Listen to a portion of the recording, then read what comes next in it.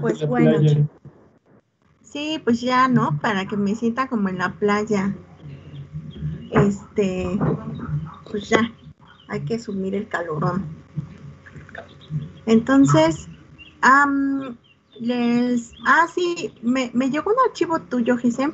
No puedo revisarles sus series antes de que se entreguen todas, pero lo que sí les puedo dar de tips es que en general se ve bien, Gisem, pero en el ejercicio donde les pregunto determinar el volumen de distribución y les da unas concentraciones plasmáticas miligramos porcentuales, cuando tengan esas unidades, asuman que tienen, ¿se acuerdan que cuando ustedes preparan una solución, por ejemplo, al 5%, ¿no?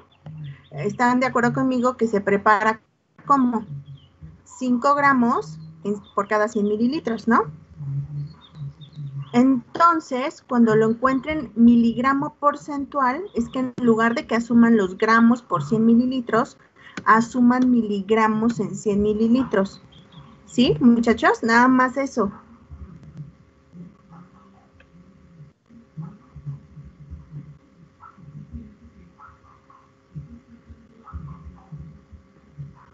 Entonces son gramos por 100 mililitros. Si fuera porcentual nada más, Ray, sí, así se prepara. O sea, tú cuando preparas una solución salina, ¿qué te gusta? Al 0.85% para las bacterias. ¿Estás de acuerdo cómo la preparabas?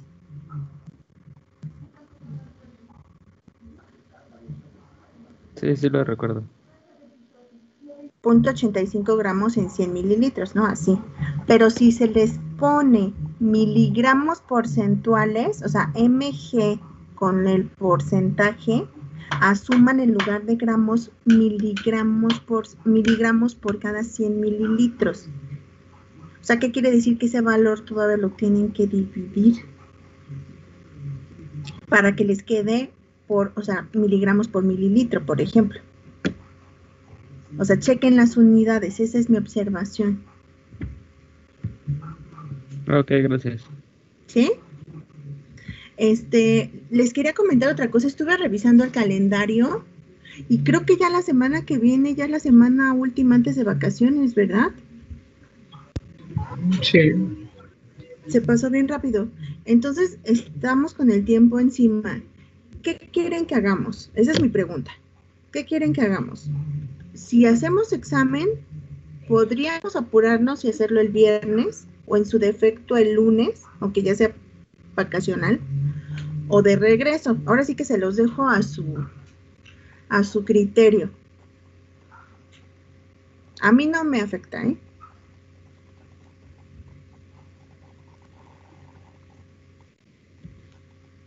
Profa. Ajá. ¿Hasta qué tema sería para el examen? Tenemos que ver hasta eliminación, Vani. Ah, ok. Gracias. De hecho, con ustedes estoy un poco menos apretada, estoy más apretada con mi grupo B, para que logren también hacer el examen la siguiente semana, pero por eso les pregunto, ¿quieren que lo hagamos antes de salir? ¿O lo hacemos de regreso? De regreso, ¿no, profe? ¿Vane? ¿Fuiste tú? Sí, sí fui yo. Bueno, esa es mi opinión. Eric también dice que de regreso. Vane. Yo igual, regreso. O sea, si la mayoría quiere de regreso, pues nos la llevamos más tranquilo y pues terminamos esta eliminación la siguiente semana.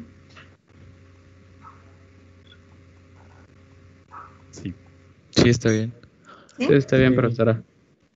Vale, pues entonces la actividad la hacemos de regreso o la hacen el viernes. Si ya la tienen el viernes, pueden hacerla el viernes, después de la clase. Calculen una actividad de al máximo 40 minutos, media hora, para que podamos tener clase. Ok, el viernes de la próxima semana, ¿verdad? Así es, David. Ok. Entonces, Les puse, ¿para cuándo les dije que se cerraba la serie? Está para el 23, profe. Ah, ok. Bueno, pues entonces si ya no tenemos prisa, la voy a modificar para el viernes. ¿Sale? Para que ya algunos ya la terminaron. Gesem, por ejemplo, ya me la envió. Entonces, nada más corrige esa parte, Gesem. De lo demás no alcancé a ver, lo último es lo que me falta. Pero de lo que alcancé a ver fue esa confusión de los miligramos porcentuales. Y si la semana siguiente tienen algunas dudas, lo podemos checar. Entonces, chicos, de hoy déjenme busco, vamos a ver biodisponibilidad, ya para darle continuidad a esto.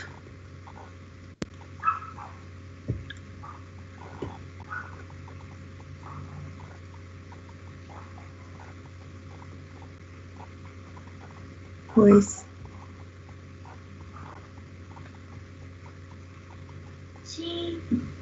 les voy a compartir también. Acá tengo un video, espérenme. Bastante. Profe, yo tengo una duda. Uh-huh. Entonces, con lo que nos acaba de decir del volumen de distribución, las unidades entonces quedarían en mililitros y las tenemos que pasar a litros. Pues sí, déjenlo en litros. Ahorita vamos a ver lo de volumen de distribución. O sea, si lo dejan en mililitros, no está mal, porque pues, son unidades de volumen. Pero de preferencia les va a servir las unidades en litros, porque van a poder ubicar si el fármaco todavía está en plasma, o está en líquido extracelular, o está en líquido intracelular. ¿Sí me explico? Sí, sí. O sea, para eso les va a servir las unidades, Yarumi. Uh-huh. Ok, sí, gracias, profe. Entonces, a ver, espérenme, déjenles comparto. Profe, Ajá. en ese mismo ejercicio, bueno, yo sobreentendí que, entonces, usted, no preferiría, sino la resolución correcta implica que pasemos de 40.0 miligramos por ciento a una unidad en miligramos por mililitro. Sí, ¿no? Así es, Gesem. O sea que ya no te quedarían los 40, o sea, si te das cuenta, esos 40 los tienes en 100 mililitros. O sea, divídelo entre 100 para que ya te quede en miligramos por mililitro, ¿sí? Perfecto. ¿Sí? Vientos. ¿Sí? Les voy a compartir antes de la presentación. Este es uno de los videos que a mí me gusta porque están bastante... Me dicen si escuchan, ¿eh? Están bastante coquetones. Espérenme, dejen, les comparto. ¿Ya lo pueden ver?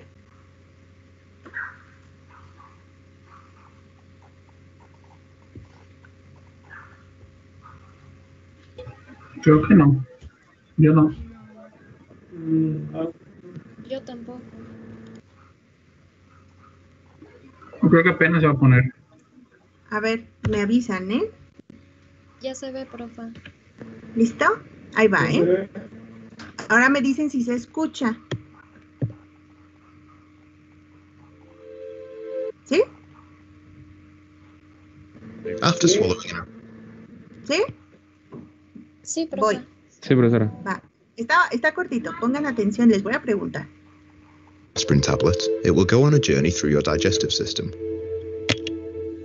Absorption. The tablet will travel down the esophagus into the stomach, where it is dissolved into much smaller particles.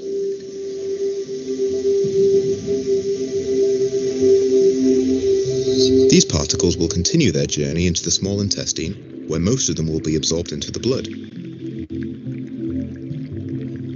The small intestine walls, also called lumen, are lined with tiny villi which stick out to provide a large surface area for the nutrients inside the food to be absorbed.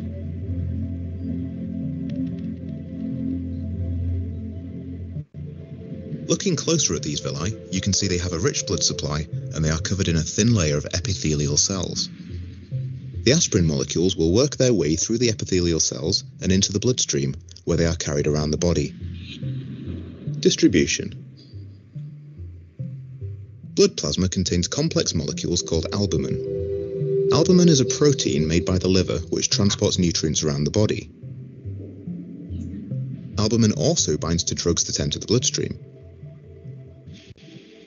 Here you can see some of the aspirin molecules binding to the albumin. All the aspirin particles that have been bound will be filtered out as they pass through the liver, and only the remaining aspirin molecules will get through and have any effect on the body. Different drugs will bind to albumin in different amounts depending on their affinity for plasma protein.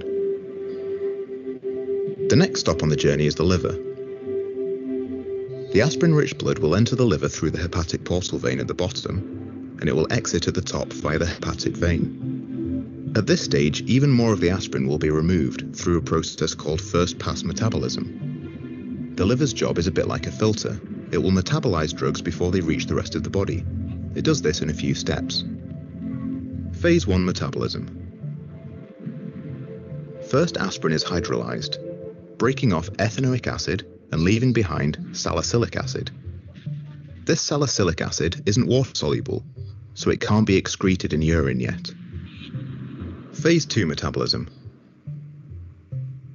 An ionized group is then added to the salicylic acid, forming glucuronide, which is water-soluble and can be excreted in urine.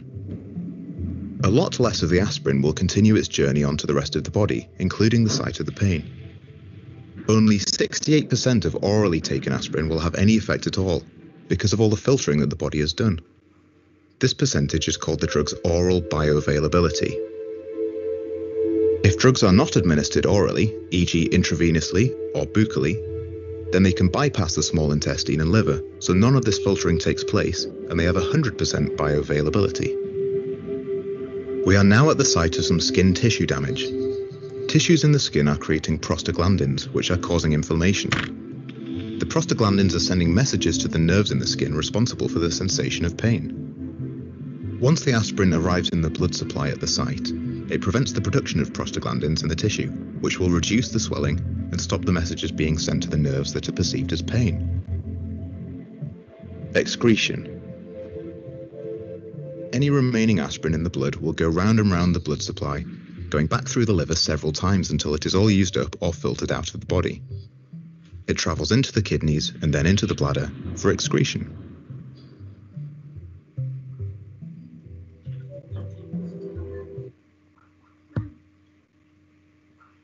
Ahora, chicos, ¿qué les pareció? ¿Qué entendimos? A ver, Noemí, cuéntanos. ¿Qué pasa cuando el fármaco, por ejemplo, está en sangre? ¿A qué se le pega, Noemí?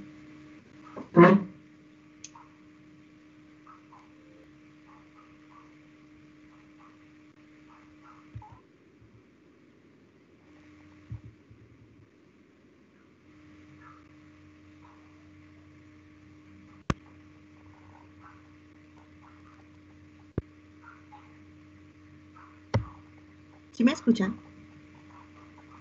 Sí.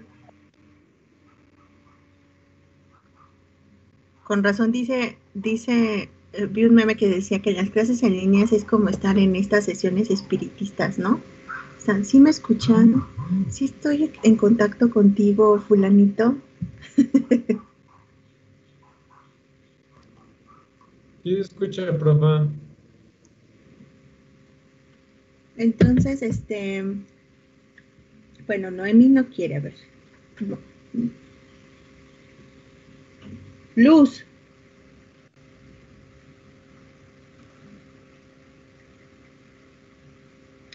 ¿Te fijaste a qué se le pega? Luz, ¿te acuerdas? ¿Te fijaste en el video a qué se le queda pegadito al fármaco?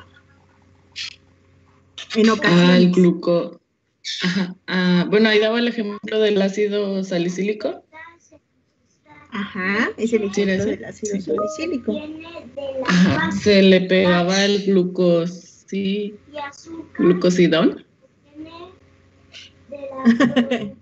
Es que no sé cómo traducirlo. El glucurónido. Ajá, ese. Pero ese es el metabolismo. Y eso lo vamos a ver en metabolismo, precisamente en fase 2. Cuando estaba en sangre, a ver, déjenme lo posiciono, estaba como por acá. Aquí, vean.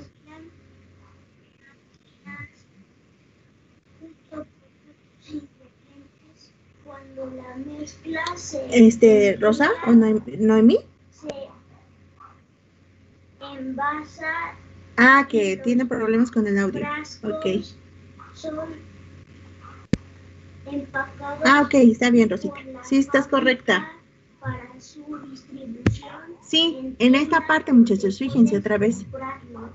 Will get through and have any effect on the body. Different drugs will bind to albumin in different amounts depending on their affinity for plasma protein. Exactamente. Si se dan cuenta, eso que se veía como blanquito son lo que representaría la albúmina, ¿sí o no? Y son proteínas plasmáticas. Fíjense, Different amounts depending on their affinity for plasma protein. ¿Ustedes qué piensan, chicos? ¿El fármaco pegado a proteínas será el fármaco que llegará al sitio de acción? No. ¿Por qué razón? No puede atravesar las barreras que están unidas a una proteína. Exactamente. De hecho, se generan algo que se llama artefactos, ¿no? Y a veces estas uniones resulta que pues, son contraproducentes. ¿Por qué? Pues porque el sistema inmune reconoce a la albúmina, pero cuando ve la albúmina pegada al fármaco, a veces genera reacciones de inmunosensibilidad porque dice, caray, yo te reconocí así, pero aquí cambiaste. Entonces puede haber casos donde se genera una respuesta de hipersensibilidad debido a estas uniones. No es siempre, por supuesto.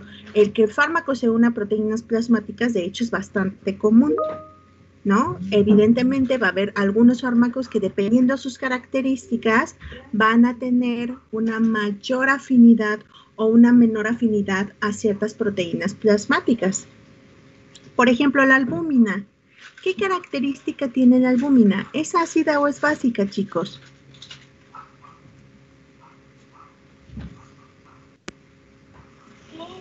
Me parece que es ligeramente básica, tiene 7.4 de pH aproximadamente, entre 7 y 8 me parece. Sí, exactamente, Cristian. Y entonces, sí.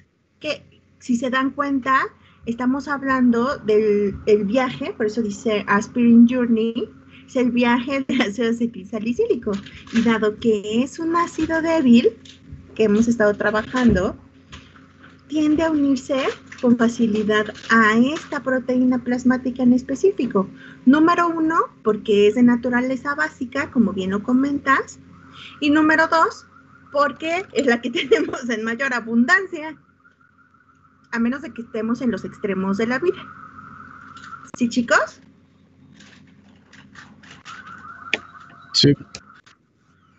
Entonces, aquí lo que me gusta es que nos representa mucho, de manera como muy visual, cómo es que se están dando estas fases. Y me gustó, por ejemplo, que Luz mencionara que le quedó grabado lo del glucurónido, pero si se dan cuenta esa parte es cuando ya estamos hablando del metabolismo, que por supuesto vía oral hablamos de que podemos tener un metabolismo anticipado y bien lo menciona el video, ¿sí o no, muchachos? ¿Algo más que les haya llamado la atención del video?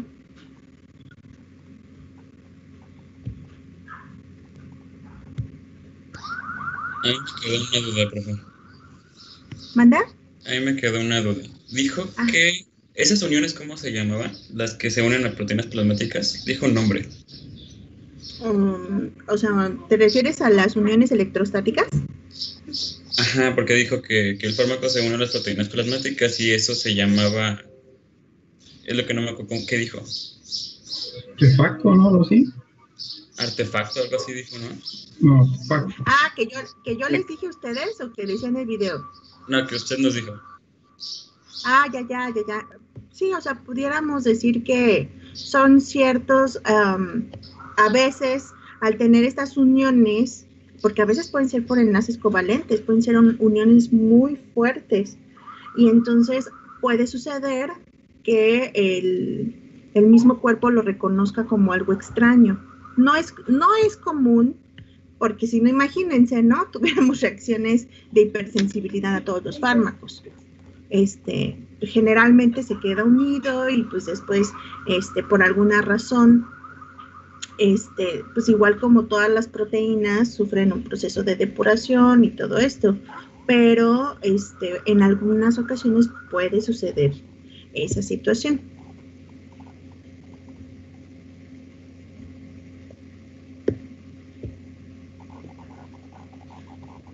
Pero las uniones por las cuales las proteínas se quedan pegadas al fármaco, pues son estas uniones electrostáticas, y ahorita las vamos a ver. Entonces, déjenme les comparto Ahora sí se ve, ¿verdad, muchachos? Sí, perdón. Entonces, fíjense, aquí tenemos, por ejemplo, esta distribución de fármacos. Cuando nosotros hablemos de distribución de fármacos, ¿qué vamos a tener que considerar? Volumen de distribución.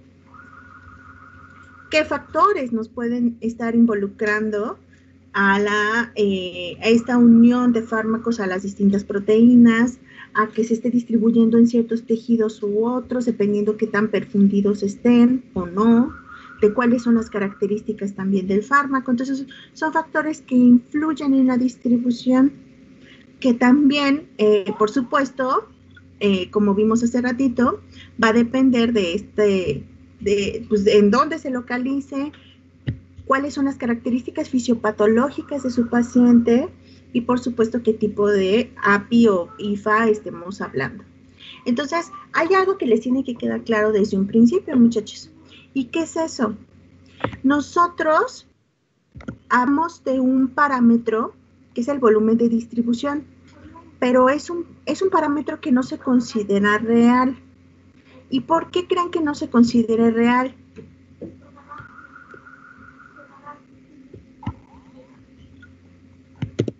Es una suposición del volumen que ocuparía la dosis que administramos, dada la concentración que se obtuvo en plasma en un tiempo determinado. Y da valores de entre 5 y 70, por ejemplo. Y dependiendo del valor, nosotros podemos darnos una idea de cómo se distribuye el fármaco. Por eso es volumen de distribución. Pero no te está diciendo exactamente el volumen de tu cuerpo en el que está distribuido, sino es un volumen imaginario en donde te explica que esa dosis que tú administraste en comparación con la concentración que se encuentra en el cuerpo te da un volumen en el cual debería estar distribuida esa dosis para que te dé ese valor de concentración. No sé si me di a entender. Sí te entendí. Pero vamos a hablar como de un dato en específico. ¿Cuánto estaríamos nosotros hablando de nuestra distribución de agua corporal? ¿Cómo cuánto es el porcentaje en términos de un ser humano normal, no con problemas renales, ni deshidratado, ni nada de eso? Estaríamos hablando de que tenemos, ¿qué les gusta? ¿Un 60% de agua? Sí, creo que se dice que 60. Sí. Sí, ¿no? Más o menos. Es lo que la mayoría considera normal, ¿no? Entonces, ese es como nuestro parámetro, muchachos. Porque si se dan cuenta, vamos a tener fármacos que, si por ejemplo tenemos un individuo de 70 kilogramos, el 60% son 42 litros. ¿Y cómo se explican? Que algunos fármacos tienen volúmenes de distribución de 300. de 10,000 litros, no mililitros. ¿Sí lo ven? Por eso lo consideramos, otra manera de considerar el volumen es el volumen de distribución aparente.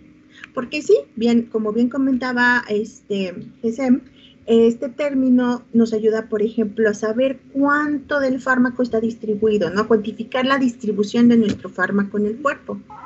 Entonces, si se dan cuenta, eso es algo que tenemos que considerar. Aquí lo que nosotros observamos, ¿no? Es que podemos tener aquí en cada una de estas, aquí en los tejidos, podemos ver esta relación fármaco-receptor y se ve el efecto clínico, ¿no? La respuesta clínica. Pero en el plasma, fíjense, podemos tener esta interacción, fármaco-proteína. Y esta interacción de fármaco-proteína también nos va a marcar la biodisponibilidad, ¿no?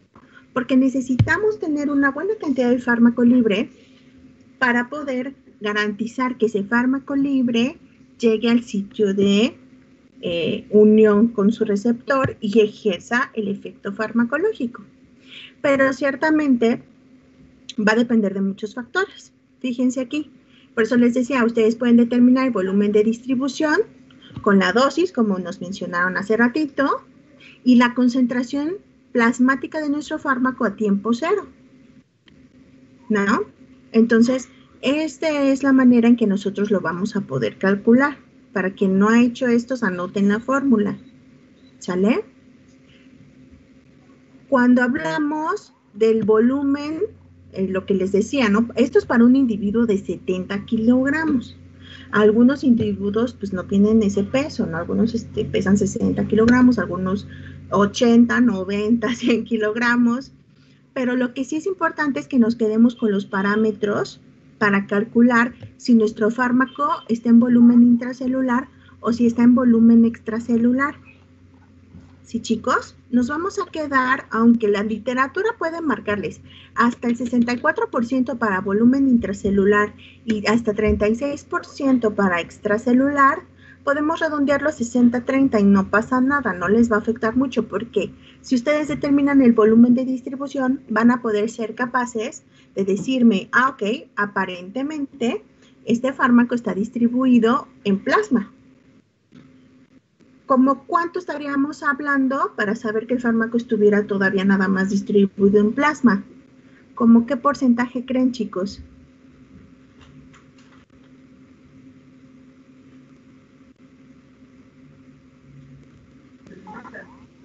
¿15, tal vez? Puede ser 15, entre 10 y 15, ¿sí? ¿Sí? Va a depender. Yo les puse esta tablita para que tuvieran un promedio.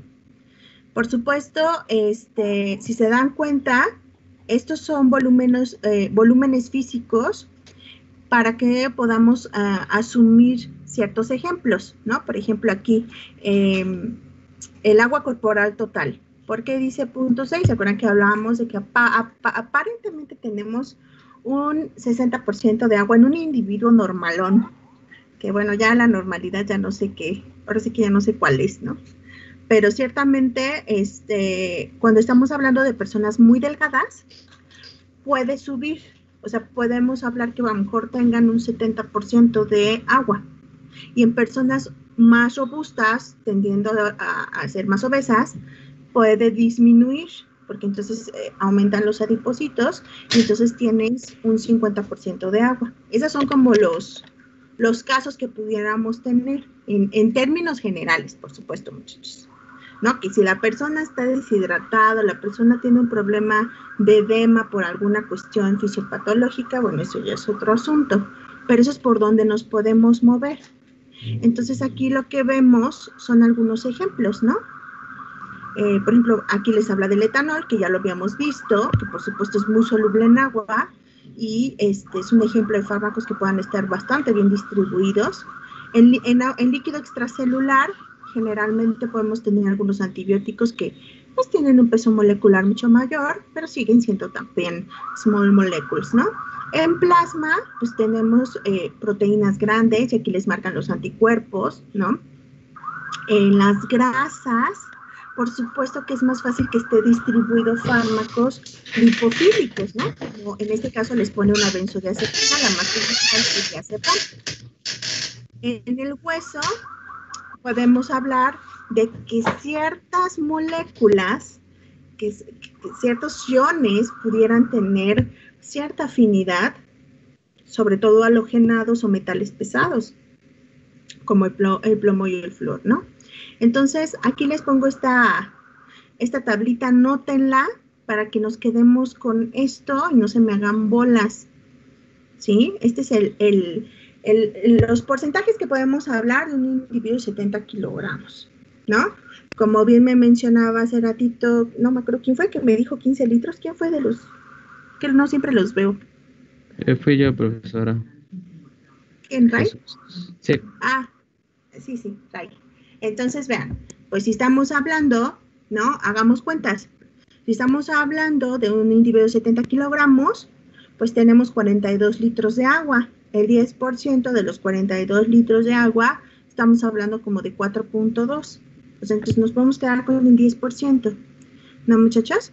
Entonces, eso es lo que nosotros vamos a asumir que está en plasma.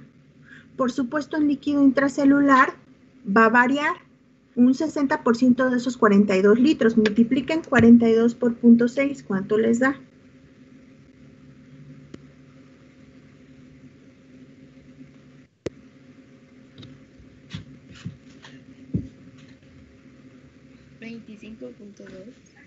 Ajá.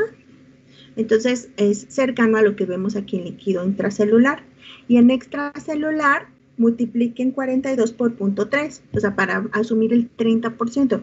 En la literatura van a encontrar varios parámetros, pero nos vamos a quedar con esos para que no sufran, ¿no? Pero si se dan cuenta, estamos dentro del margen. Entonces, si hablamos del 30 o 35% de líquido extracelular, estamos hablando de 12 a 14.7, ¿no? 15 litros prácticamente. Para que nosotros tengamos claros, dependiendo del volumen de distribución de nuestro fármaco, con estas escalas y poder decir, ah, bueno, pues mi fármaco está distribuido en plasma todavía, o ya está en líquido extracelular, o ya está entrando a las células. ¿Sí, muchachos?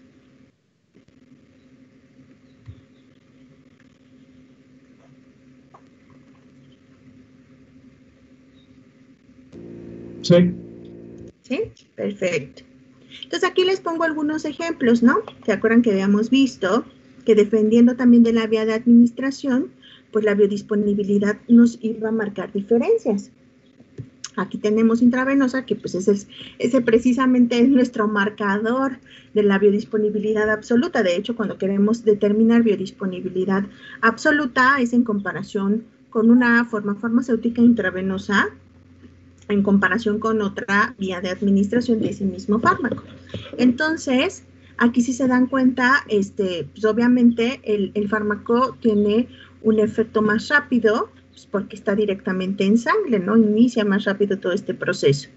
Ahora, en intramuscular vimos que había diferencias, ¿no? No siempre vamos a tener el 100% de biodisponibilidad, pero puede ser alto, ¿no? Puede ser alto, podemos hablar hasta del 75, igual en subcutáneo. En oral va a variar, siempre va a ser menor al 100, pero puede ser tan bajo como desde el 5. En rectal puede ser superior, podemos hablar hasta de un 30%, que es bastante bueno. En el inhalatorio va a variar, pero podemos llegar a tener incluso desde el 5 hasta aumentar a más, dependiendo también del fármaco, del dispositivo que se utilice, por supuesto. Y los transdérmicos pueden ser también bastante buenos en términos de aumentar la biodisponibilidad, ¿no? Aunque la absorción, por supuesto, va a ser más lenta. Entonces ya habíamos hablado de algunos de estos parámetros. Sin embargo, aquí les pongo algunos ejemplos, es lo que les decía, ¿no?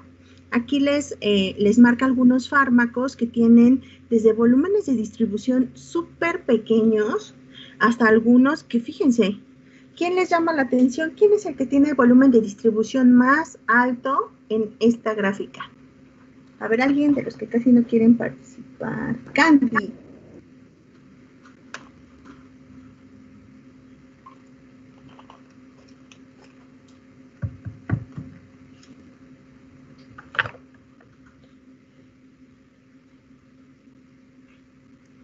Candy, are you here?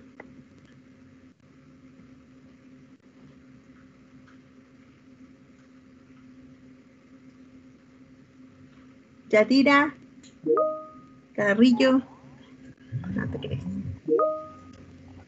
Ah, muy bien, pues cloroquina, ¿no? Exactamente, la cloroquina, vean, ya anda rondando por los 13,000 litros de distribución. ¿Se acuerdan al inicio de la pandemia cómo era muy popular la cloroquina y la hidroxicloroquina?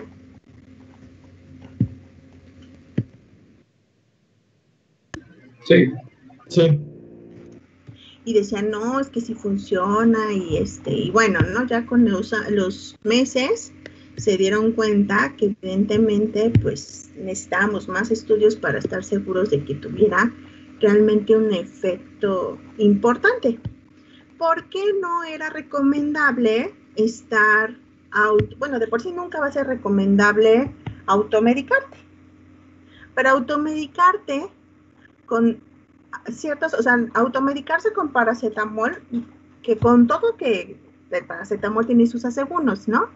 Tiene la desventaja de que en ciertas condiciones donde tengamos una baja cantidad de glutatión, puedes tener un metabolito tóxico como el NAPQI, pero ciertamente, pues no, o sea, no es tan grave, ¿no? Tendríamos que estar hablando casi de 7 a 10 gramos de paracetamol para considerar un efecto tóxico letal. Pero en el caso de estas cloroquinas, ustedes no me dejarán mentir que pues sí hubo algunos casos a considerar. Uno de ellos, por supuesto, que se encareció para los pacientes que, por ejemplo, tienen estas enfermedades autoinmunes como el lupus, ¿no? Y pues ya no tenían este tipo de fármacos, ya no estaban abastecidas las farmacias precisamente porque la gente enloqueció y empezó a comprarlas. Pero dado que tienen un volumen de distribución tan alto, eso también nos aumenta mucho el riesgo de los efectos toxicológicos, ¿no? En pacientes con deficiencias hepáticas, con insuficiencia renal, se tiene incluso que ajustar dosis porque es bastante peligroso. Luego tiene varias interacciones incluso con antibióticos, con estos antidepresivos inhibidores de la MAO, con glucósidos cardiotónicos, con corticoides, con muchísimos, con inmunosupresores también.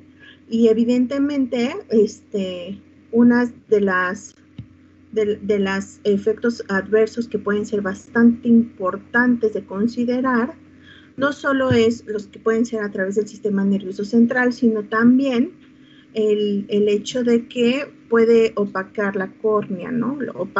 O generar cierta opacidad en la córnea y pues eso tiene que ver con esta gran capacidad que tiene este fármaco de llegar a todos lados, ¿sí o no, muchachos? Entonces, por eso también es importante que nosotros estemos claros en cuáles son estos parámetros farmacocinéticos que nos van a permitir también interpretar cómo es que se dan ciertas mecanismos, por supuesto, del efecto terapéutico y del efecto toxicológico, ¿no? Entonces es importante que no se nos olvide y a su vez tenemos otros factores que nos van a impactar. Ustedes no me dejarán mentir que hemos hablado de permeabilidad, ¿no? Eso nos queda claro. Y la permeabilidad de que está dada, por supuesto, de nuestra molécula, ¿no? ¿Cómo se está dando ¿se acuerdan? Hablábamos del coeficiente de partición, ¿no, chicos? Hablábamos del pKa del fármaco, pero ahora también tenemos que hablar de qué tan perfundido sea la zona donde está irrigando, ¿no? El órgano en cuestión. La unión a proteínas plasmáticas. ¿Sale, muchachos? Son factores sumamente importantes que nos van a afectar la distribución de cualquier fármaco. Entonces aquí lo que podemos observar precisamente es esta relación de fármaco unido con el fármaco libre, que muchas veces, ya cuando se hacen los estudios clínicos, ya se tiene, o sea, ya cuando tú ahora sí que siempre acuérdense, muchachos, que hay que conocer al contrincante, ¿no? Si tú no sabes de qué pie coge a tu contrincante, pues prácticamente estás enfrentándolo a ciegas. Entonces, muchas veces es a veces fácil decir, no, pues tiene estudios in vitro y entonces es efectivo. O sea, hemos tenido no sé cuantísimas pláticas, ¿no? De todas las actualizaciones que tiene que tener el profesional de la salud, sobre todo los médicos, para pues establecer terapias realmente efectivas que no pongan más en riesgo al paciente, por ejemplo, ahorita con lo del COVID, ¿no? Y evidentemente muchos no están actualizados, escuchan que al principio de la pandemia, por ejemplo, teníamos estas cloroquinas y las recetaban, ven a alguien con los síntomas y no mandan a hacer pruebas y resulta que el paciente tiene dengue y le están prescribiendo altas dosis, no solo de ácido acetilsalicílico como antitrombótico, sino hasta anticoagulante, y el paciente parece que tiene dengue hemorrágico. Háganme el fregado favor, ¿no? Entonces, ahí es donde el farmacéutico tiene que hacer la diferencia, ¿no? Sobre todo el que está, sobre todo en estas partes clínicas, y darse cuenta que los estudios clínicos son fundamentales. No podemos dejarnos llevar por lo que ya la literatura in vitro ha documentado. ¿Por qué razón? Porque pueden pasar estas situaciones. Incluso de un fármaco, ¿se acuerdan que yo les mencionaba que si tú cambias la formulación, ¿no? Por decir algo, fármacos que son los antifúngicos, son sumamente tóxicos, aparte de todos los que existen, que también los oncológicos, los mismos antibióticos, pero los antifúngicos, por decir un ejemplo, ¿no? Si yo de plano, o sea, me quiero saltar un paciente, por ejemplo, con VIH, que generalmente las micosis sí pueden tener un efecto demasiado letal, ¿no? Una candidiasis sistémica sí puede poner en riesgo su vida, ¿no? No es lo mismo, pues fluconazol ahí en la zona, ¿no? Que toconazol en el pie. No es lo mismo a que tú administres un antifúngico vía parenteral. Entonces, ahí cuando tú cambias de formulaciones y tú ya sabes que bajo cierta dosis tienes cierta unión a proteínas plasmáticas, pues ya sabes a qué enfrentarte. Pero si tú cambias la formulación, incluso, porque eso también se puede hacer en la clínica, administras otro fármaco que no interfiera con la terapia y ese fármaco tenga más unión con la proteína plasmática y te deje más fármaco del de interés libre para ejercer el efecto, hay que hacer el estudio, porque tener más fármaco puede tener mayor eficacia terapéutica, pero ustedes saben perfectamente que pues un gran poder es una gran responsabilidad y un mayor efecto también nos puede rápidamente desencadenar un efecto toxicológico, ¿no, muchachos? Entonces, por eso es importante también hacer estudios farmacocinéticos, ¿no? Cuando se hacen los estudios de bioequivalencia y biodisponibilidad, también se hacen estudios en personas y entonces ves cómo es que se está comportando, ¿no? No cambias de formulación porque para un genérico tiene que usar la misma formulación en términos de la misma, no la misma formulación, la misma forma farmacéutica del de referencia. No va a ser la misma formulación porque cambian de excipientes, puedes tú cambiar algunas de estas cuestiones farmacocinéticas. Entonces, eso es importante que nos quede claro, o sea, que tengamos más fármaco libre no implica que sea forzosamente un efecto terapéutico mejor. También puede ir acompañado de un efecto toxicológico peor, ¿no? Entonces, esto es importante cuando vean, y de hecho, en nuestros ejercicios, ahí sí, no les voy a decir porque quiero que lo investiguen, cómo el administrar conjuntamente algunas terapias farmacológicas puede afectar en esta unión a proteínas plasmáticas, ¿no? Sobre todo si compiten por la misma proteína. Entonces, aquí lo que podemos observar precisamente es como esta distribución del fármaco en estos compartimentos, por así decirlo, pues va de la mano precisamente lo que hablábamos de la perfusión. La perfusión nos puede limitar y es parte de los modelos que se utilizan para poder determinar la cadena de distribución. Y aquí fíjense, la cadena de distribución está dada por el flujo sanguíneo en cierto órgano y también por la fracción del fármaco que esté en cierto tejido por el volumen del órgano. Entonces, esto es importante que nosotros lo contemplemos. Y aquí lo que podemos observar es que tenemos diferentes tipos de tejidos. Aquí, por ejemplo, muchachos, ¿cuál pudiera ser el tejido que esté menos perfundido? O los tejidos.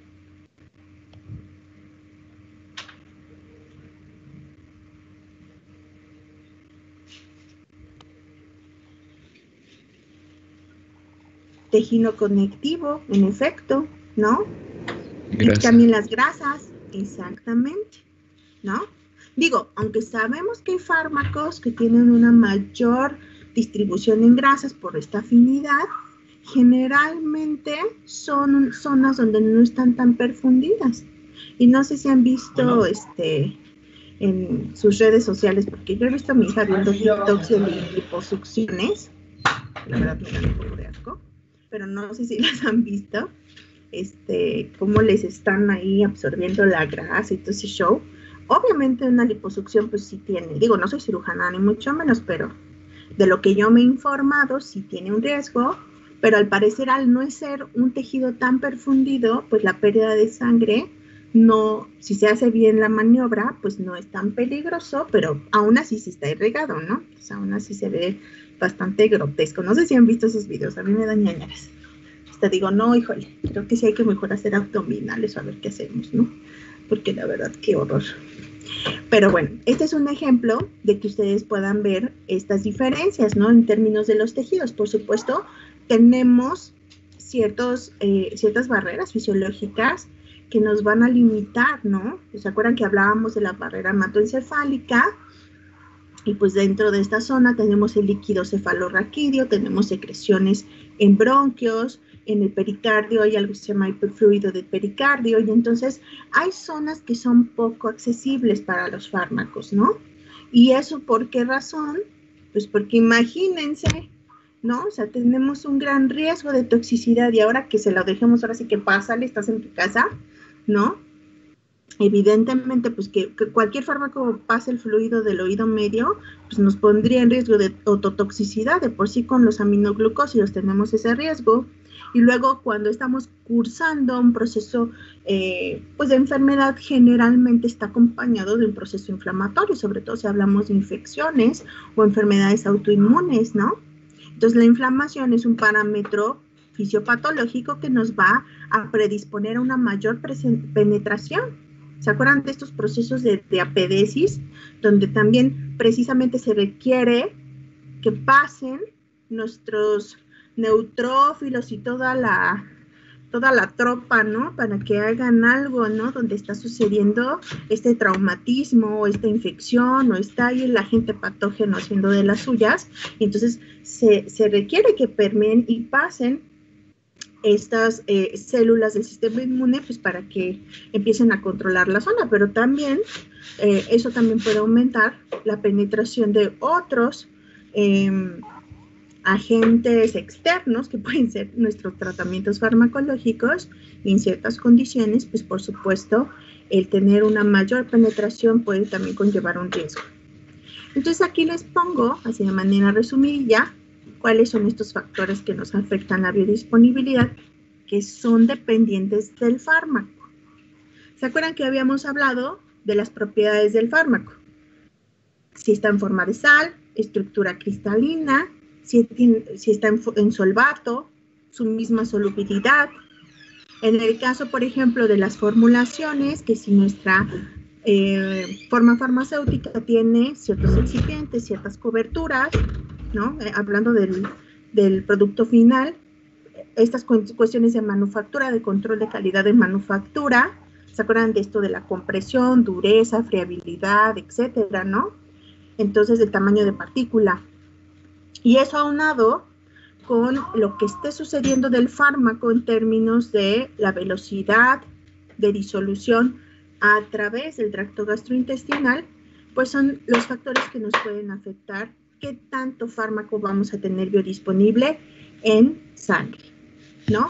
Entonces, a nivel fisiológico, ¿qué nos puede afectar? Pues ya hemos visto varios ejemplos, ¿no? Pues estas cuestiones de la dieta, el pH, cuánto estamos hablando de volumen, ¿no?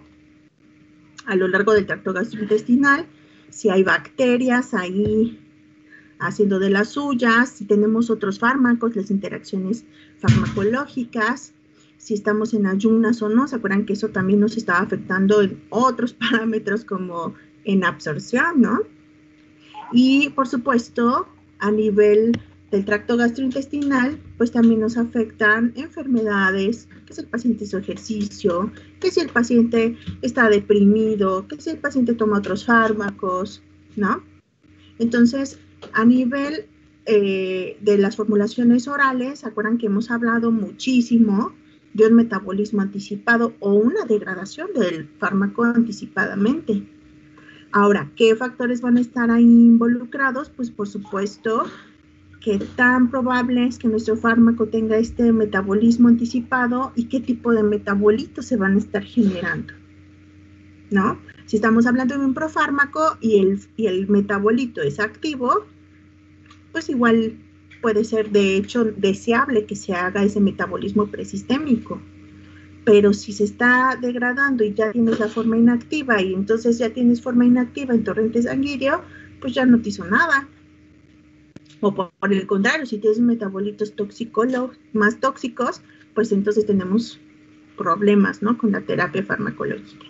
Y eso aunado con la edad, el sexo, porque sí, nos guste o no, aunque queramos ser muy, ¿cómo se dice?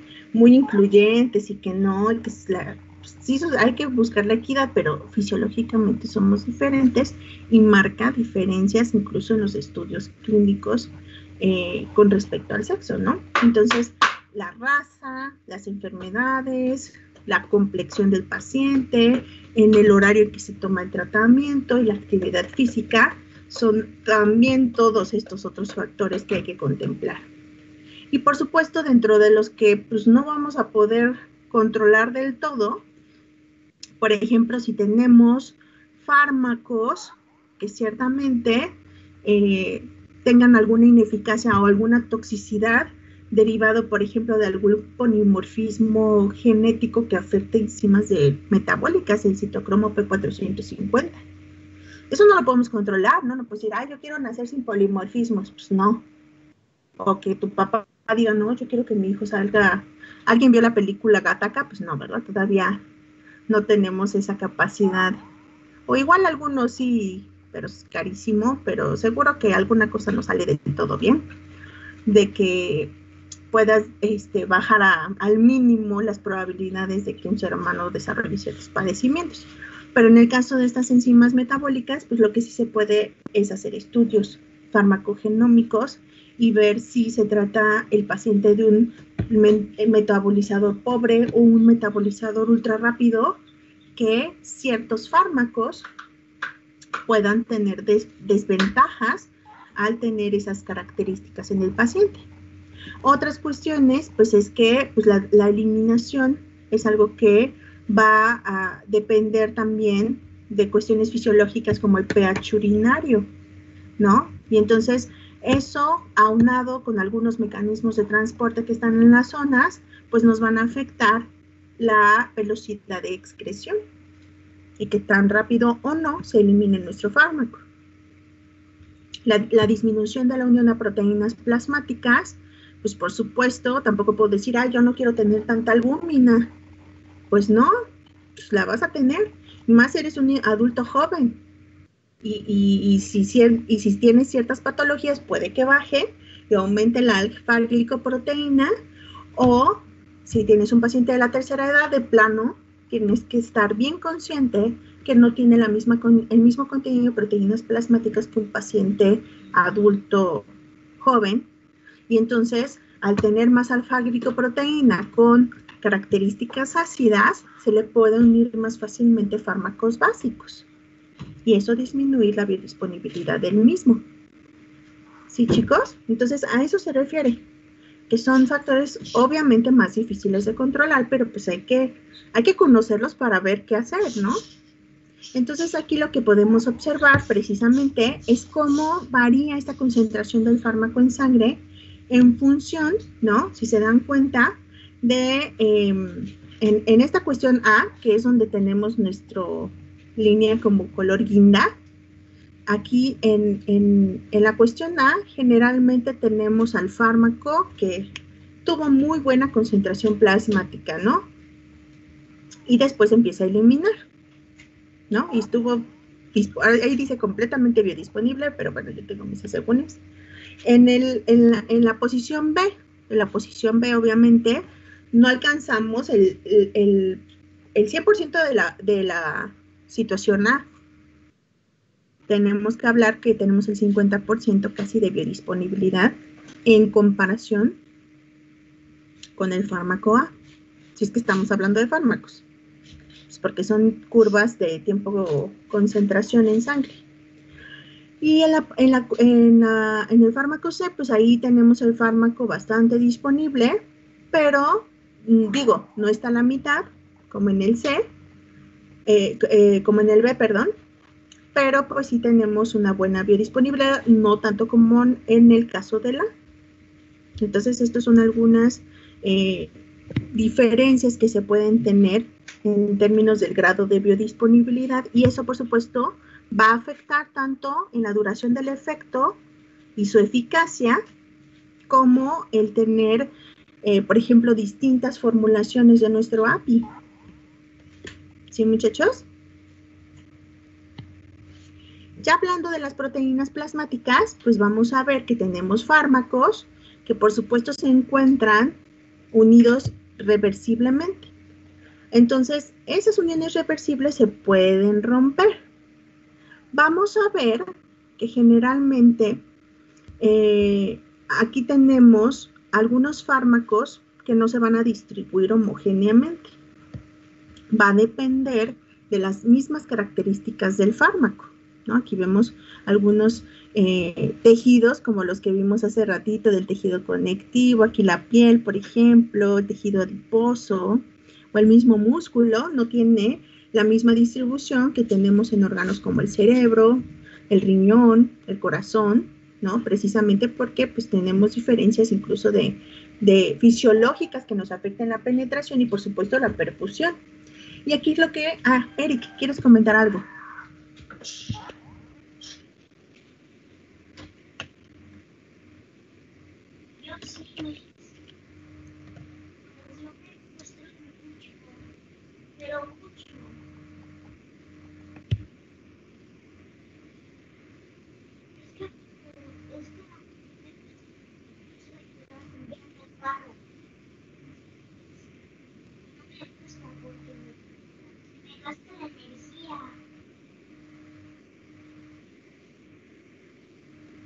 Ok, si te das cuenta, esto puede, si habláramos de que tenemos diferentes situaciones de absorción, ¿no? Si te das cuenta, en comparación con A, en el caso de C, ¿no? En el caso de C, no tuviste la misma velocidad de absorción y por ende, eso también pudo ser que te afectó la biodisponibilidad.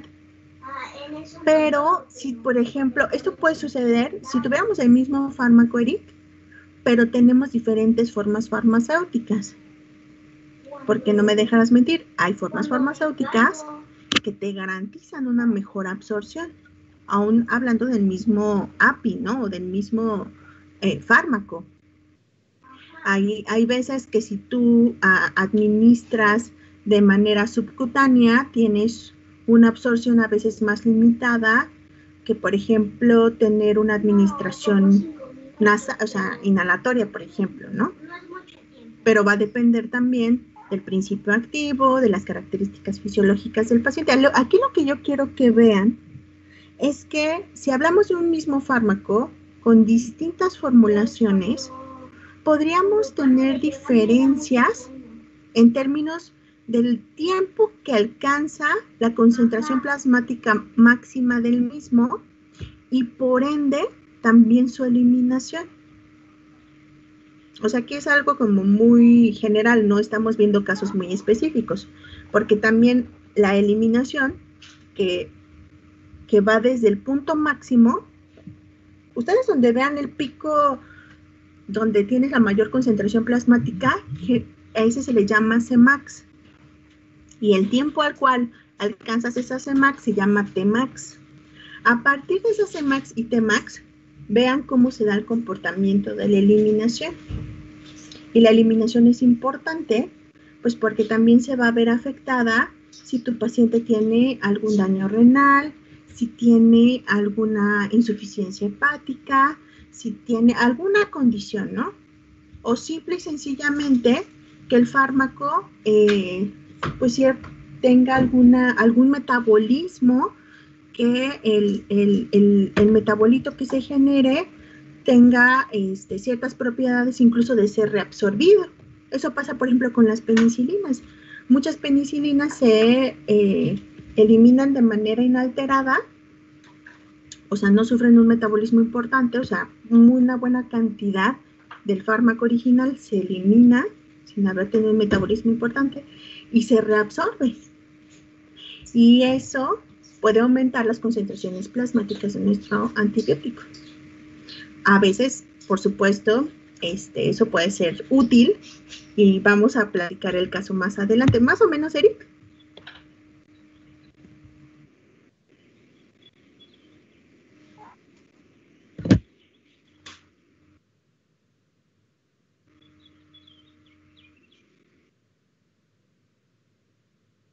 Ajá. ¿Y cuáles serían las ventajas y desventajas? Porque te digo, o sea, tener mayor concentración también puede conllevar mayor riesgo de toxicidad. Entonces hay que evaluarlo, ¿no? Por eso, si tú cambias de formulación, tienes que hacer estudios clínicos. Eso es un hecho. Aunque sea un genérico que ya está en el mercado. Si tú vas a sacar un genérico, tiene que tener la misma formulación y gramaje que el de referencia, para que te saltes los ensayos clínicos.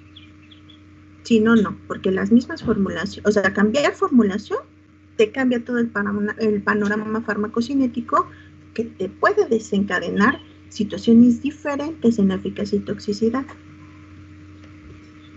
¿Sí? Más o menos. Profesora. Ajá. Yo tengo una duda. Estos valores de, ya sea de excreción o eliminación, ¿es tomando en cuenta una eliminación superior? O sea, digamos, conozco mi fármaco y conozco que se elimina en mayor parte por tal vía.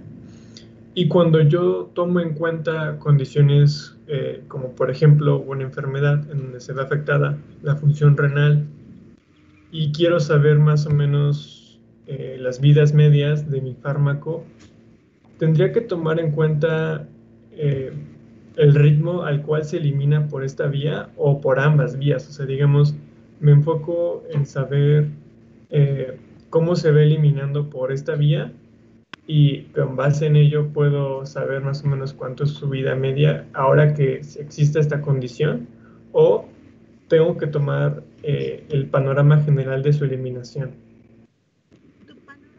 General de eliminación, si hablamos de la K de eliminación, va a estar dada por tu K de metabolismo, tu K de excreción renal y tu K de excreción biliar. Y a eso le puedes sumar tu K de excreción, si es mujer y está lactando, ¿no? Por leche materna, por sudor, por fluidos, o sea, por todas las vías de administración que son mínimas, ¿no? O sea, sí sudas algunos fármacos, algunas vitaminas, pero ciertamente son cantidades muy bajas. Realmente nuestras principales vías de eliminación sí son la renal y la biliar. Entonces, sí tienes que considerar si tú tienes un paciente que tiene afectado el 50% de su eliminación renal, eso va a afectar tu K de eliminación total y a su vez, si quieres determinar el tiempo de vida media, tienes que ajustarlo. ¿Síguese? Sí, entendido. ¿Sí? Ok. Aquí lo que les quería mencionar es que aquí tenemos como los valores así establecidos, que por supuesto varían, y ahorita van a ver que tenemos ciertas variaciones, en cuanto a las proteínas más comúnmente encontradas en plasma. Aquí de la albúmina que vimos en el video, que ciertamente pues es la que tiene mayor peso molecular, y también fíjense que tenemos en mayor cantidad, por eso les decía, pues es más fácil que los fármacos sean una albúmina, porque si son ácidos, tienen más compatibilidad con la proteína básica. Acuérdense que los opuestos se atraen, ¿no? Entonces, los neutros también pueden ser, y por cuestión de que, pues es la que está ahí, ¿no? O sea, luego así dicen, no, pues es que, ¿por qué tienes esa novia tan difícil? No, pues es que pues es la que conocí, era de mi salón. No se crean. Entonces, ¿qué pasa, Sebastián? Es que me surgió una duda. Si los fármacos básicos, ácidos se unen a la albúmina, entonces los otros se unirían aquí a las lipoproteínas. O lipoproteínas, no sé. ¿A la alfa-glicoproteína? Ajá, es una duda. Si los fármacos ácidos, ligeramente ácidos, se unen a la albúmina, los que son ligeramente básicos, me imagino que se unen a las otras, ¿no? Las otras tres. Así es. Sí. Sí, de hecho, ahorita vamos a ver algunos ejemplos, pero es común, ¿no? Que si tú tienes fármacos básicos, tengan mayor afinidad a la alfa-glicoproteína. Esa es otra proteína plasmática que después de la albúmina, pues que tenemos en mayor proporción, porque con las lipoproteínas, pues para qué les digo mentiras, ahí varía. Porque lipoproteínas, si se dan cuenta, a veces hasta por genética, pues sabes, así como que, híjole, tienes un chorro de BRDL, ¿se acuerdan? O las LDLs. Y si tienes algunas diferencias en estas lipoproteínas, vamos a tener alguna unión más favorecida que otros fármacos, pero no podemos generalizar, ¿no? Como en estos casos que me mencionas, ¿no? También está la transcortina, pero precisamente esto es lo que vemos precisamente aquí, Sebas. Fíjate, los ácidos o fármacos neutros también suelen unirse más fácilmente a la albúmina por sus mismas características. Y las bases débiles, o que no suelen ionizarse tan fácilmente, suelen unirse más a la alfa-glicoproteína, pero también a la albúmina porque tenemos un chorro de albúmina y en ciertos casos también a lipoproteínas. Entonces, han hecho estudios precisamente de, por ejemplo, la albúmina, ustedes si quieren búsquenla. En la albúmina ya hasta se conocen regiones, ¿no? Se tienen estos sitios de unión albúmina y hasta están bautizados con ciertos fármacos, ¿no? Porque en el sitio 1, por ejemplo, es el sitio de la warfarina. No es que solo sea una warfarina, es que ciertamente se estudió con ese fármaco, que es un anticoagulante. En el sitio 2 van a encontrar el diazepam. En el sitio 3, tamoxifeno, que este es un antihormonal que se utiliza para algunos tipos de cáncer. Y la dioxina en el sitio 4. Entonces, aquí fíjense que sí, evidentemente podemos tener mayor preferencia por los fármacos ácidos débiles, como el ácido acetilsalicílico que vimos en el video, y los neutros, ¿no? Sobre todo, si se dan cuenta, esta interacción es en el sitio N-terminal de las proteínas. Y estos son los 4 sitios de unión. ¿Qué pasó, Hugo? Dime. Yo tengo una pregunta sobre... Bueno, es como una situación hipotética. Si una persona que tiene sobrepeso en sí va a tener una mayor concentración de lipoproteínas en sangre. O sea, que tú tengas un paciente solo con sobrepeso. Sí. Va a depender. Si te das cuenta, cuando tú tienes algunas condiciones, y por eso me salté hasta esta diapositiva, ahorita me regreso, va a depender porque si tu paciente tiene, por ejemplo, no sé, es una paciente embarazada, generalmente se disminuye la albúmina, ¿no? O sea, si el sobrepeso es por esa razón, pero también puede disminuirse si tienes una cirugía o si tienes una falla renal o si tienes, por ejemplo, cirrosis. A veces los pacientes con sobrepeso pueden tener hígado graso y no precisamente estenosis alcohólica, puede ser estenosis no alcohólica, nada más por el mismo sobrepeso que aumenta el riesgo del hígado graso por tener esta acumulación de grasa en la zona abdominal. Y si el paciente ya pasó de fibrosis a cirrosis, generalmente puede disminuir la albúmina y al tener una menor cantidad de albúmina, ciertos fármacos van a tender a unirse en menor, o sea, va a tener menos probabilidad de que se unan. O sea, hay que considerar, esa es una buena pregunta, pero hay que ver todo el contexto del paciente obeso. Porque, por ejemplo, si tiene síndrome nefrótico, ahí la que puede disminuirse es la alfa-glicoproteína. ¿Sí? Más o menos. Aquí tenemos el caso contrario, fíjense.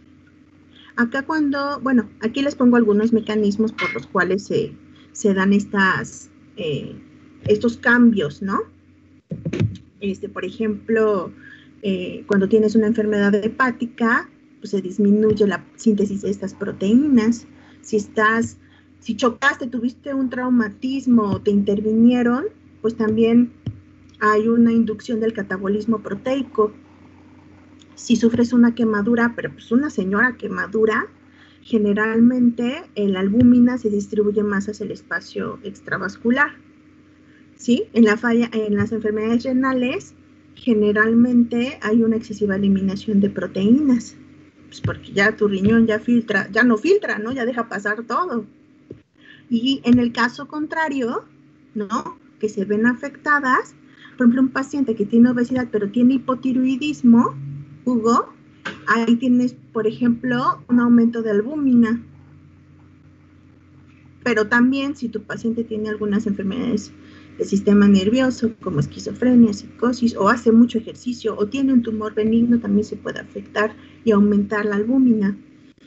Lo que les decía, los extremos de la vida, si tienes un paciente geriátrico, o tiene enfermedad de Crohn, o tiene también fallo renal, o se intervino en una cirugía, o tiene artritis reumatoide, ahí la que incrementa es la alfa-glicoproteína.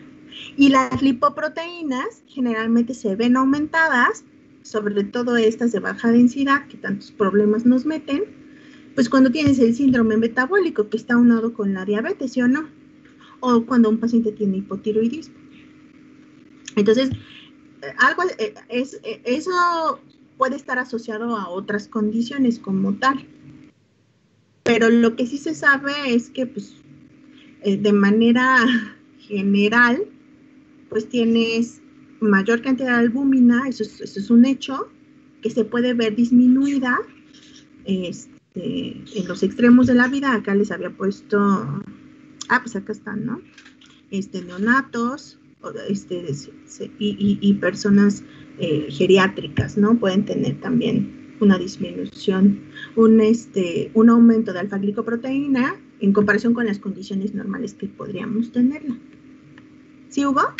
Sí, es que eso iba mi pregunta, de hecho, de que, o sea, asumiendo que una persona que tiene obesidad sí tiene una mayor concentración de lipoproteínas en sangre, si esa persona se administra un fármaco que tiene un pH ligeramente alcalino, eso significa que entonces esa persona va a tener un tiempo de distribución mayor que el que tendría una persona que no tiene obesidad.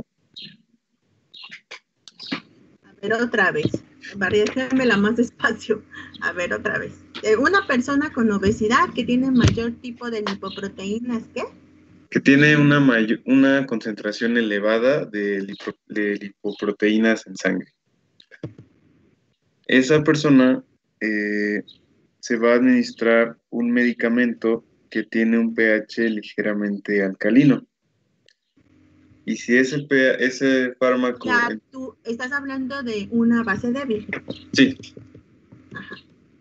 Entonces, si las bases débiles tienen afinidad con las proteínas, las lipoproteínas, eso significa que entonces esa persona puede tener un tiempo de distribución de ese fármaco base débil mayor, puede tener un tiempo de distribución menor que el que tendría una persona que no tiene esa concentración elevada de lipoproteínas en sangre. Yo creo que tendríamos que hablar bien de qué tipo de fármaco. ¿Tienes algún ejemplo, algo así? No, solo era una hipótesis. O sea, realmente la pregunta nada más es si una persona que tiene obesidad podría tener hasta mejor disponibilidad con ese tipo de fármacos que una que no tiene obesidad. Es que se me haría muy arriesgado decirte que sí o decirte que no. Lo que sí podemos nosotros asumir es que sí le va a afectar. O sea, en términos generales, podríamos decir que las bases débiles pueden unirse más fácilmente a las lipoproteínas. Pero también las bases débiles se pueden unir a albúmina y también a la alfa-glicoproteína dependiendo de la cantidad que tengamos de estas lipoproteínas, de estas proteínas plasmáticas, así como de lipoproteínas. Entonces va a depender también de qué otros factores estén involucrados, pero podríamos asumirlo así en general. Es como decir, por ejemplo, lo que hemos estado tratando de entender, de que si tenemos un fármaco no ionizado, pues obviamente se va a favorecer el mecanismo de difusión. Entonces vamos a asumir que puede tener una mayor absorción. Pero hay excepciones, ¿se acuerdan que se los mencioné? De hecho, muchos autores recientemente dicen, no, la TPH partición pues ya no es tan como, incluso las mismas reglas de Lipinski, o sea, no aplican para todos los fármacos, pues porque no todo es mecanismo de difusión, hay otros mecanismos de transporte, y a lo mejor no tienes un fármaco que sí se ioniza, que tiene otros factores, pero está usando otro mecanismo de transporte y entonces sí se está absorbiendo. No es tan... Ajá. Quizá un escenario un poco más establecido podría ser en el caso de un adolescente que tenga dislipidemia y que esta dislipidemia sea causada por este incremento en las lipoproteínas, no sé, las LDL. Tengo entendido que así se maneja. Entonces, pensando en el caso de que hay un exceso de estas lipoproteínas y que aparte por ser joven tiene buenas cantidades de albúmina, podríamos pensar que el fármaco, y todavía más si es un fármaco que es ahora sí que es con un pK básico, no sé, de 8.1, ¿no? Por ejemplo, ¿no? Algo por el estilo. Bueno, acuérdate que tenemos también casos, ácidos, ¿no? Sí. El fenobarbital también como tiene un pK como de 8, ¿no? O bueno, pensando en que se considera alcalino, ¿no? Entonces, teniendo eso en cuenta, sí podríamos suponer una muy buena afinidad por estas proteínas en plasma y decir, bueno, es muy probable que la biodisponibilidad se vea afectada, ya que se va a unir mucho a las proteínas y habrá poco fármaco en el sitio de acción, ¿no?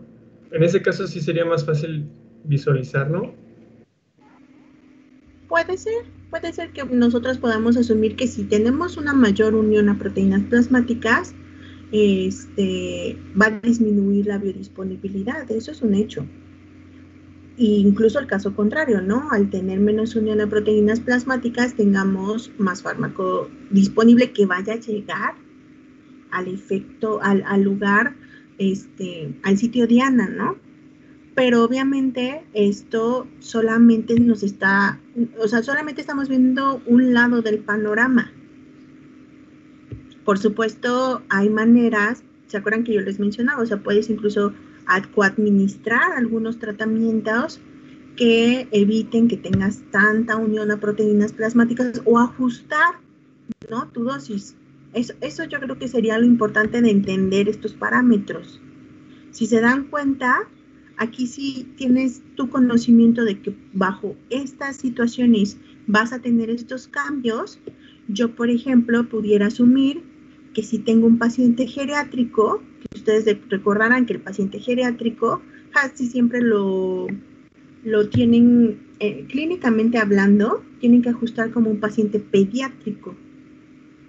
¿Por qué razón? Porque muchos pacientes geriátricos pues ya tienen varias enfermedades, ya tienen un metabolismo más lento, ya pueden tener falla renal, pero no es tan sencillo como decir, no, nada más ajustas a lo pediátrico.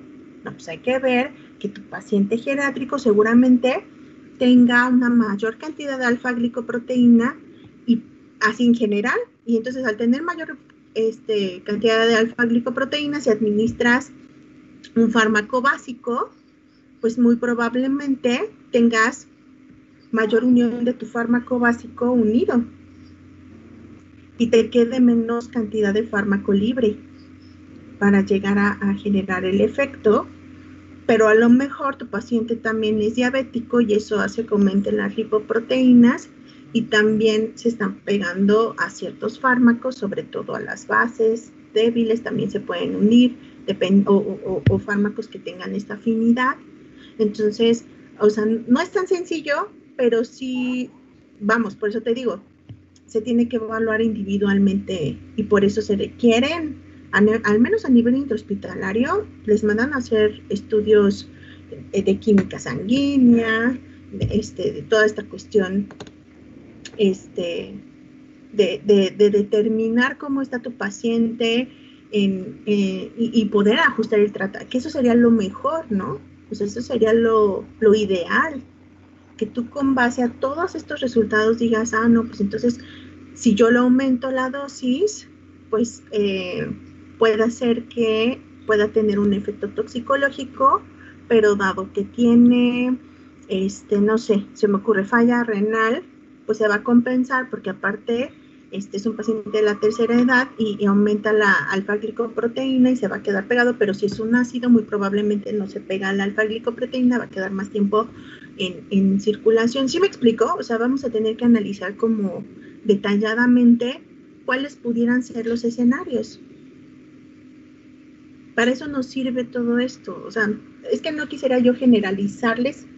Podemos ver un caso muy específico, pero no quisiera generalizar. Lo que sí podemos nosotros es entender cuáles son las probabilidades de que nuestro fármaco se una a proteínas y nos deje menor cantidad de fármaco libre y poder ajustar la dosis en función de todas estas condiciones.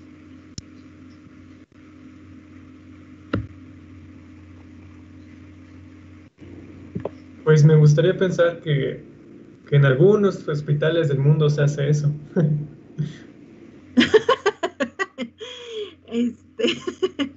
Creo que tengo por ahí, es que de geriátrico creo que no, tengo por ahí un artículo donde sí hacen estudios, ¿no? Pero si lo quieren buscar así, son estudios farmacocinéticos. Déjame ver si tengo por ahí un artículo, pero es de pediátricos, si mal no recuerdo, es medio viejillo, pero es de pediátricos y vienen muy general todos estos factores que hemos estado viendo, y algunos estudios que lograron hacer con diferentes fármacos. Entonces, si quieren, se los dejo porque Déjenme lo busco, se los comparto aquí en el chat. Para que lo chequen y regresando de vacaciones lo discutimos. Déjenme ver si encuentro uno de geriátricos, pero sí hay, o sea, y sí hay hospitales que lo hacen, porque se requiere, siempre se requiere un perfil farmacocinético, sobre todo porque nosotros necesitamos, pues, garantizar que el fármaco esté, o sea, que el efecto esté determinado por estas variables en el proceso ADME. O sea, obviamente lo ideal sería que en cada paciente se lograra identificar, ¿no?, estas cuestiones. La verdad es que con la capacidad tan rebasada que se tiene actualmente, sí, antes de la pandemia estábamos rebasados. O sea, ciertamente tenemos que, no sé, ojalá se tuviera mayor control. Yo he sabido de pacientes que incluso ni siquiera tienen los estudios y ya los están interviniendo. O sea, cuestiones así, ¿no? Que dices, no es posible. O que bajo ciertas enfermedades les dan tratamientos que están contraindicados. Yo creo que ese es el reto, ¿no? Pero pues también, pues con un sistema de salud colapsado, y si no tienes buenas guías de práctica clínica, un buen sistema de control de calidad incluso dentro del hospital, pues obviamente les pongo un ejemplo muy, o sea, que no se refiere precisamente a esto de la farmacocinética. Nos contaba en una charla el director de infectología del hospital, ¿cómo se llama?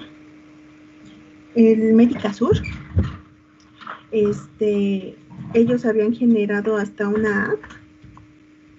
Yo la tenía ya, creo que ya la eliminé cuando cambié de teléfono, pero tuvieron que generar una app así muy específica donde ellos establecieron, subieron sus guías de práctica clínica, porque se dieron cuenta, o sea, haciendo los análisis, se dieron cuenta que había médicos que siempre recetaban lo mismo, o sea, que siempre tenían el mismo tratamiento.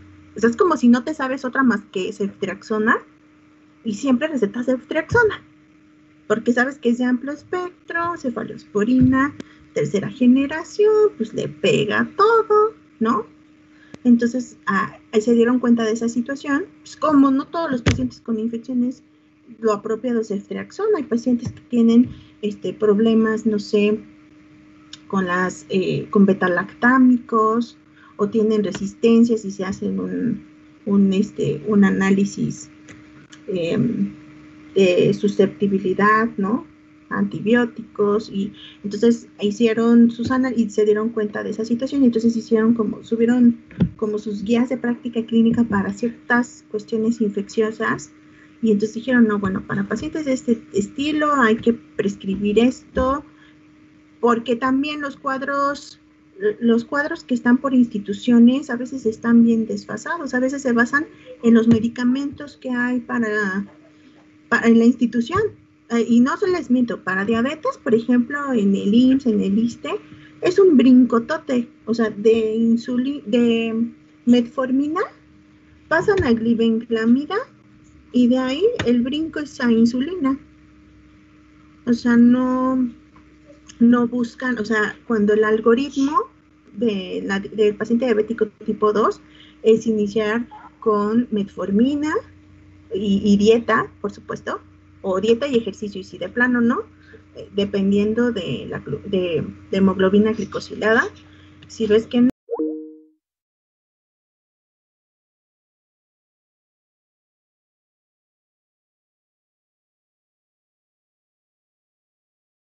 las zonas, por ejemplo, que pues también tienen sus asegúnes, también tienen sus efectos adversos, pero han representado una opción interesante, ¿no? O sea, hay otros, ¿no?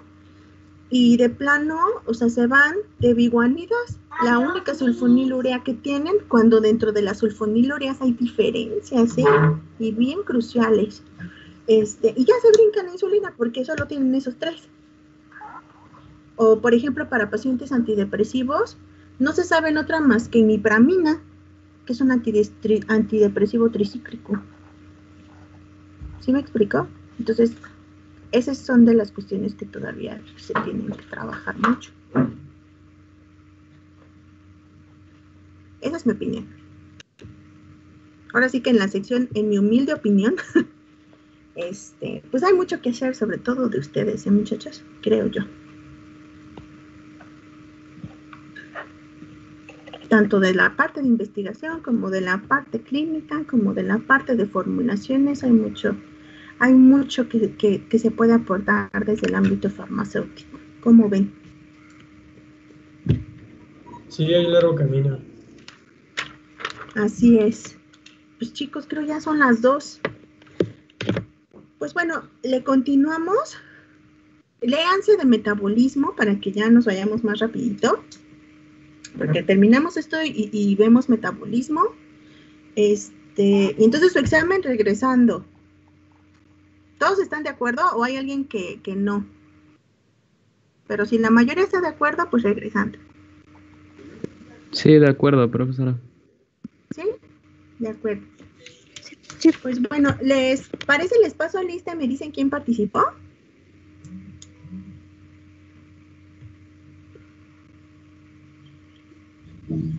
Sí, Cele, no te preocupes.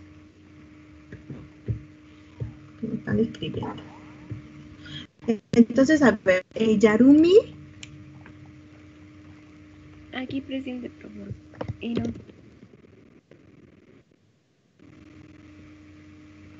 Noemí.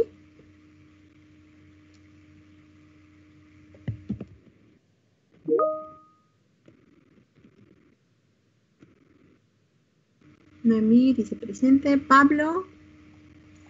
¿Gesem? Presente. ¿Está pidiendo participaciones? Sí, sí, sí. Bueno, creo que participé. ¿Lisette? ¿Liz? Presente y no participé. Hugo. Presente, maestra. No participé. Daniel. Presente, profe. No participé. José.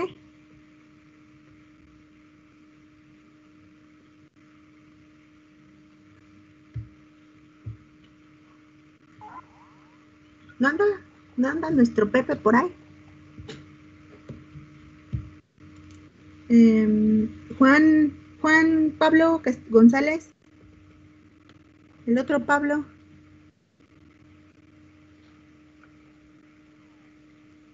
David. Presente, participé poquito. David. Ok. Melissa. Presente, por favor, no participé. Brian. Alexis. Presente. Ay, dijo presente, ¿verdad? Ray. Sí participó Ray, ¿no? Creo que sí, cuando preguntó lo del volumen de distribución, no sé si cuente. Sí, sí cuenta. Candy. Candy la hice participar, aquí está. ¿Sí estás presente, Candy? Ok. Iván.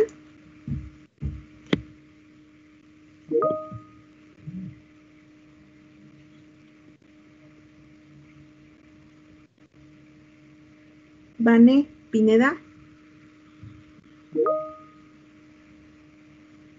Diego. Presente, no participé. Ok, Diego. Vane Pineda. Okay. César. Ale. Presente, profe, no participé. Gaby. No participé. Eric.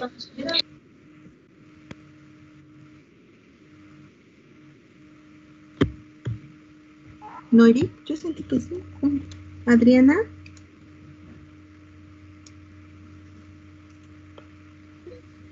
Presente, no participé. Luz.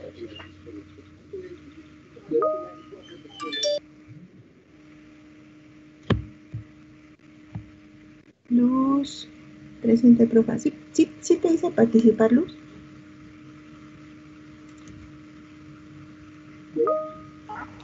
Sebas. Presente, profe. Creo que sí, no estoy seguro. Ok, pues acuérdate, Sebas. Cristian. Cristian, Presente, ¿no? sí participé. Que yo me acuerdo, pero pues no me la pongan tan difícil, son un chorro ustedes, Yadira. Presente. No participé. Y Vani. Vanessa me dijo que ya estuvo en la clase, pero se tuvo que ir un poquito antes, porque tuvo un problema. Ok. Ok. Yadi, ¿sí participaste o no? Ya no te entendí. No participé. Ay, muchachas, de veras, ¿eh? Perdón. O sea, ¿dónde está el Girl Power? Aquí es puro chavo el que me anda participando. ¿Qué onda? ¿Dónde está esa equidad? Bueno, muchachos, pues ya los dejo. Que descansen, que tengan buen fin de semana y nos vemos la próxima semana. Gracias, profesora. ¿Puedo hablar con usted ahorita al final? Tantito. Sí. Ok. Sí.